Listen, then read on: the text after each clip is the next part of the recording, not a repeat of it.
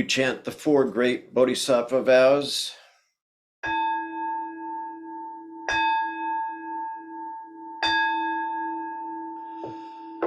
Sentient beings are numberless. We vow to help them all. Delusions are countless. We vow to see through them all. Opportunities to awaken are infinite. We vow to embrace them all. The Buddha way is endless. We vow to embody it. So we'll start the evening with 15 minutes of seated meditation.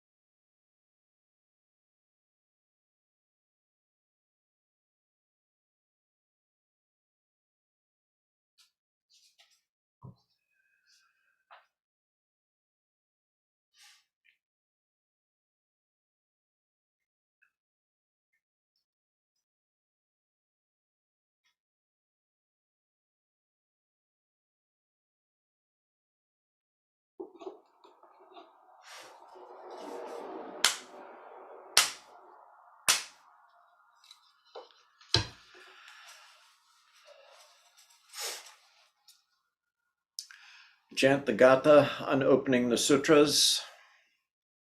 This Dharma, incomparably profound and minutely subtle, is rarely encountered even in hundreds of thousands of millions of ages. Now we see it, hear it, hold and maintain it. May we completely realize the true mind of all Buddhas.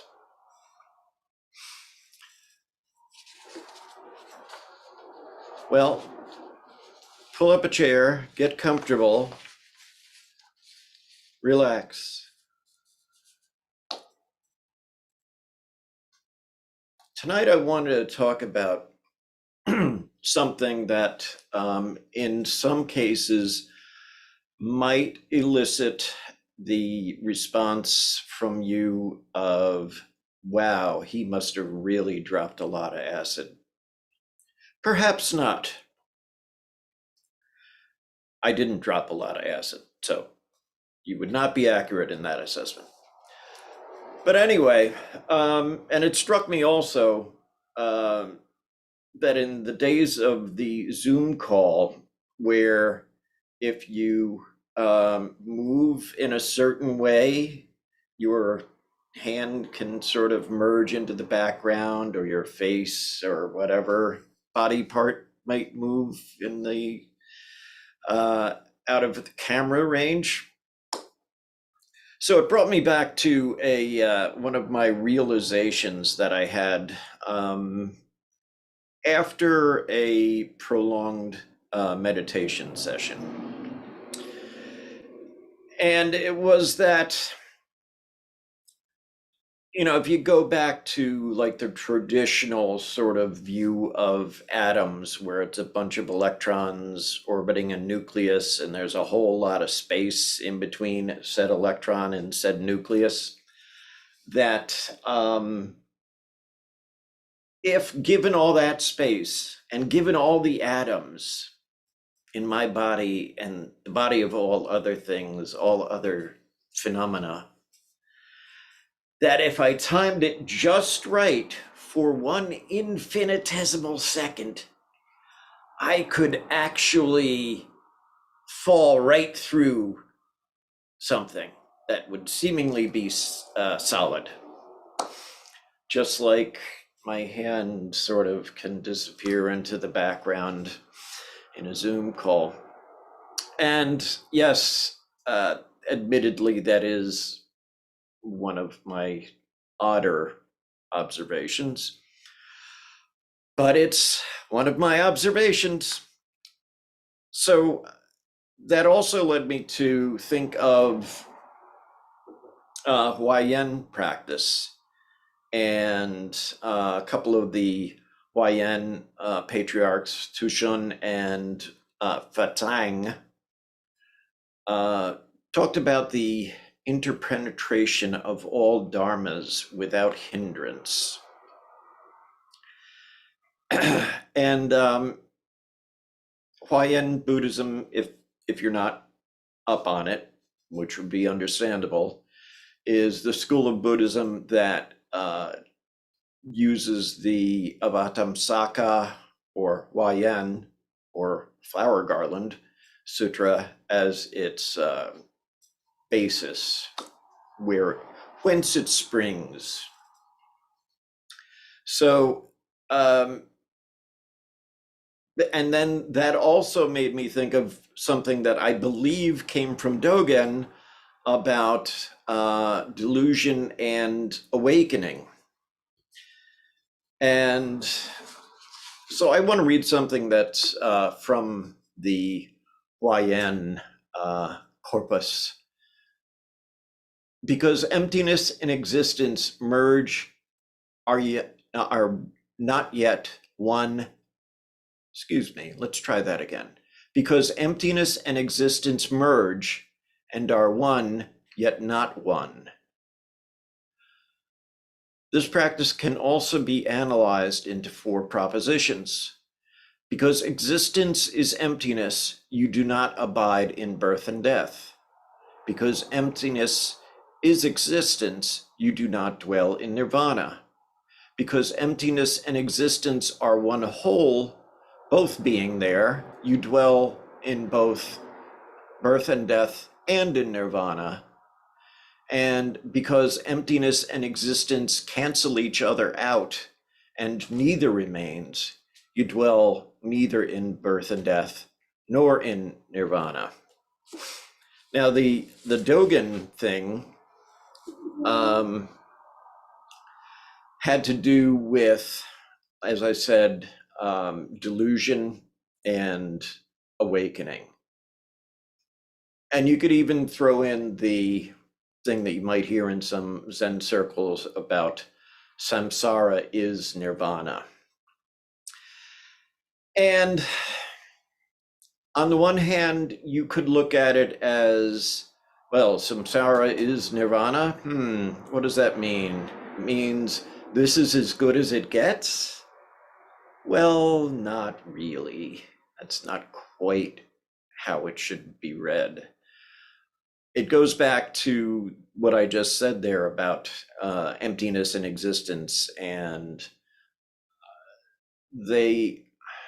I don't like to use the phrase cancel each other out, although in a plus one plus minus one sort of way, it is true, because when one is there and the other is there, and the one of them is the negative one to the other one's plus one, so there is nothing left. Neither are there anymore. And if you think of that in terms of the conceptual thought of nirvana and samsara as two different things, and then as, oh, okay, samsara is nirvana, so they're both the same thing, but really they're just not a thing.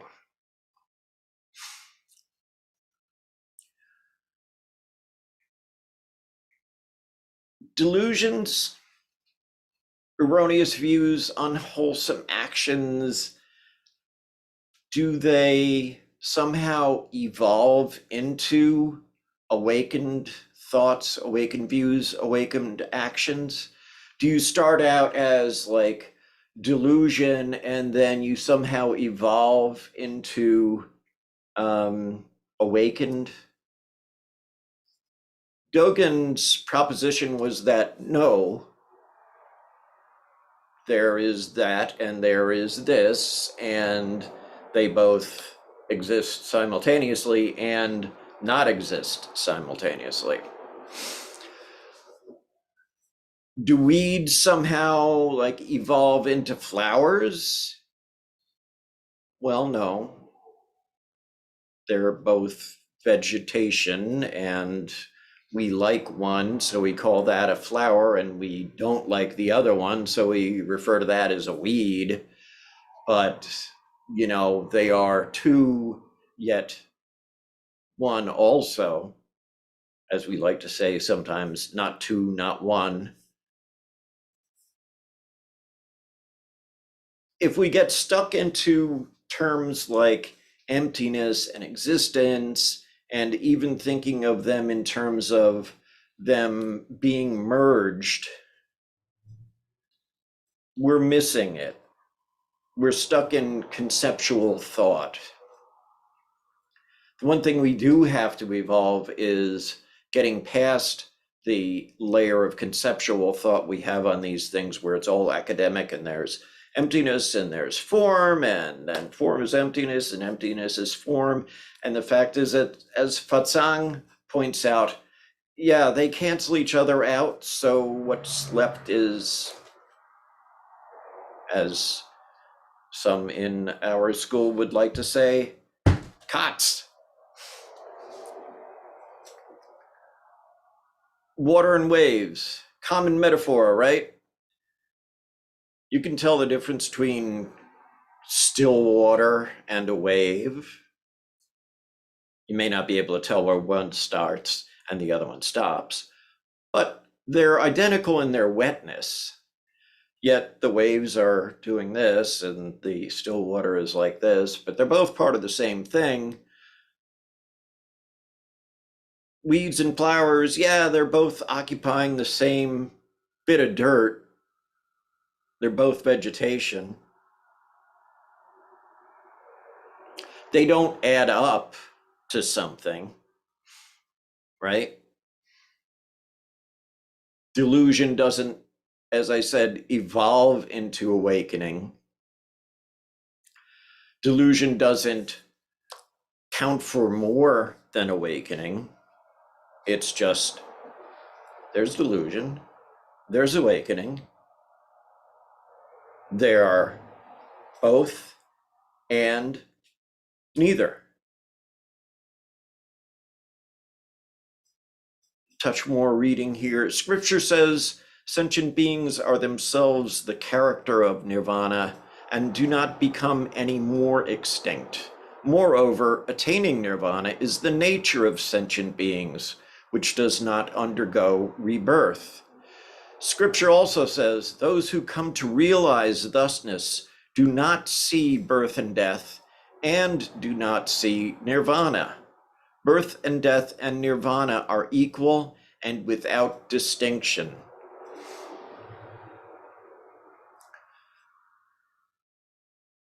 It may be a matter of the gradual awakening approach, or maybe a misreading or a misunderstanding of the nature of delusion and wisdom or awakening.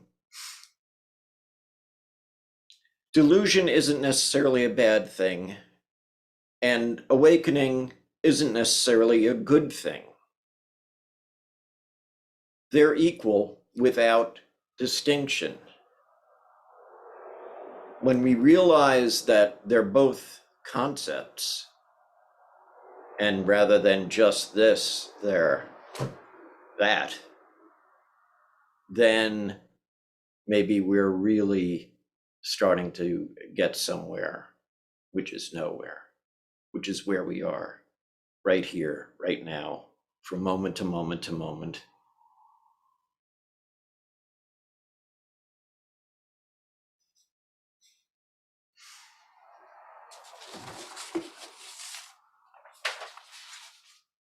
All right, back to 15 minutes of seated meditation.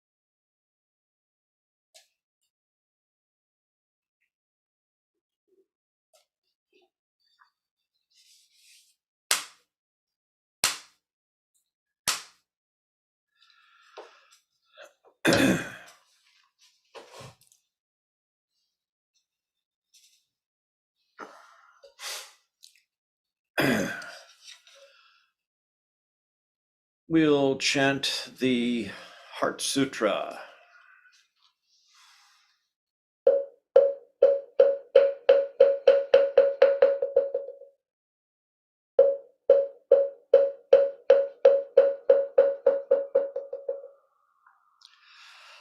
Mahaprajna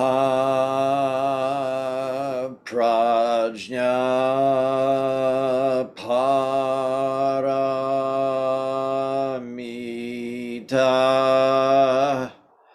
Hridaya Sutra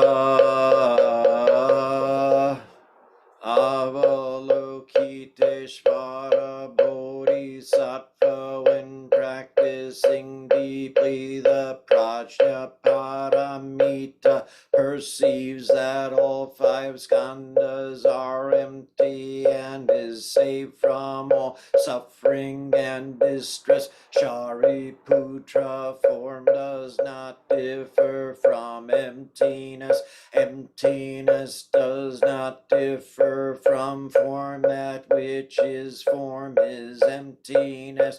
That which is emptiness, form. The same is true of feelings, perceptions, impulses, consciousness. Shariputra, all dharmas are marked with emptiness. They do not appear or disappear, are not tainted or pure, do not increase or decrease. Therefore in emptiness, no form, no feelings, perceptions, impulses, consciousness, no eyes, no ears, no nose, no tongue, no body, no mind, no color, no sound, no smell, no taste, no touch, no object of mind, no realm of eyes, and so forth, until no realm of mind consciousness, no ignorance, and also no extinction of it, and so forth, until no old age and death, and also no extinction of them, no suffering, no origin destination, no stopping, no path, no cognition, also no attainment with nothing to attain. The bodhisattva depends on prajna paramita, and the mind is no hindrance. Without any hindrance, no fears exist. Far apart from every perverted view, one dwells in nirvana. In the three worlds, all Buddhas depend on prajna paramita and attain anuttara samyak sambodhi. Therefore know that prajna paramita is the great transcendent mantra, is the great bright mantra, is the utmost mantra, is the supreme mantra, which is able to relieve all suffering and is true, not false. So proclaim the prajna paramita mantra, proclaim the mantra which says gate gate para gate parasamgate bodhisvaha, gate gate para gate parasamgate bodhisvaha, gate gate para gate parasamgate bodhisvaha.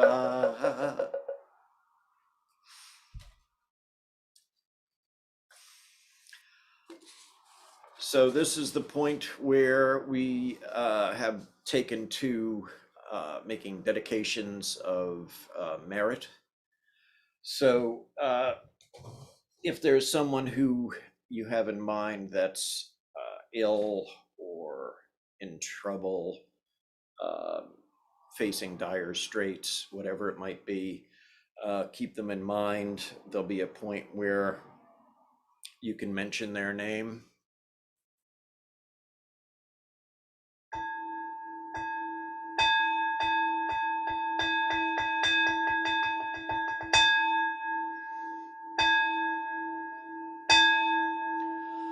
All sentient beings are one seamless body and pass quickly from birth to death. We remember those who cared for us and who are gone, those who are ill, those who are at war, who are hungry and who are in pain. May they heal and have peace. We especially would like to dedicate this service to Mike Gingy Wood, Barry. Any other folks to mention? Or the Windwalker family. The Windwalker family.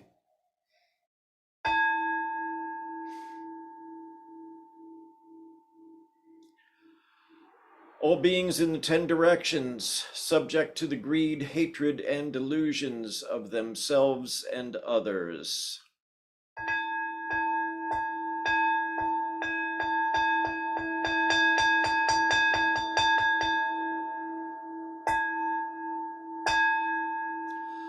All Buddhas throughout space and time, all honored ones, Bodhisattva, Mahasattvas, wisdom beyond wisdom, Maha Prajna Paramita.